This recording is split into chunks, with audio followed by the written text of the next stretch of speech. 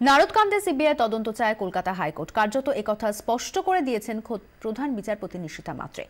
তিনি মনে করছেন স্টিং ভিডিওয়ে যাদের দেখা গেছে তাদের বিরুদ্ধে তদন্তের জন্য সিবিআই উপযুক্ত সংস্থা, যদিও সিবিআই তদন্তের তীব্র বিরোধিতা করেন আইনজীবী কল্যাণ বন্দ্যোপাধ্যায়।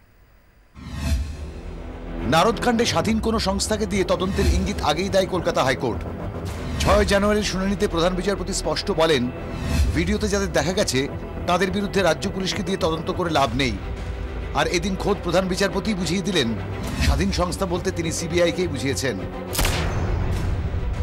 স্টিং ভিডিওতে সরাসরি দুর্নীতির প্রমাণ নেই। ম্যাথুর কাছে কেউ টাকা চাইছে, ভিডিওতে এর কোনো প্রমাণ নেই। অ্যাডভোকেট জেনারেলের এই যুক্তি অবশ্য আগেই খারিজ করে দেয় আদালত। বুধবার ম্যাথু স্যামুয়েলের উদ্দেশ্য নিয়েও প্রশ্ন ওঠে এজলাসে। জোর সওয়াল করেন আইনজীবী কল্যাণ বন্দ্যোপাধ্যায়। প্রধান বিচারপতি মন্তব্য করেন, ম্যাথু স্যামুয়েল খারাপ লোক হতেই পারেন, কিন্তু তার মানে এই নয় জনপ্রতিনিধিরা খারাপ লোকের কাছ থেকে টাকা নেওয়ার ছাড়পত্র পেয়ে গেছেন। ম্যাথু স্যামুয়েল নন। আদালত এখন স্টিং ভিডিও নিয়েই চিন্তিত। বিচারপতি তপব্রত চক্রবর্তী বলেন, একসময় রাজ্য নিজেই এর গুরুত্ব বুঝে তদন্তের কথা বলে। স্বাধীন সংস্থাকে দিয়ে তদন্ত করা যেতেই পারে। আইনজীবী কল্যাণ বন্দ্যোপাধ্যায়ের পাল্টা যুক্তি, মামলা যে অবস্থায় রয়েছে তাতে প্রাথমিক তদন্ত হতেই পারে, কিন্তু সিবিআই তদন্ত আইনসিদ্ধ নয়, কারণ ম্যাথু স্যামুয়েল এফআইআর করেননি।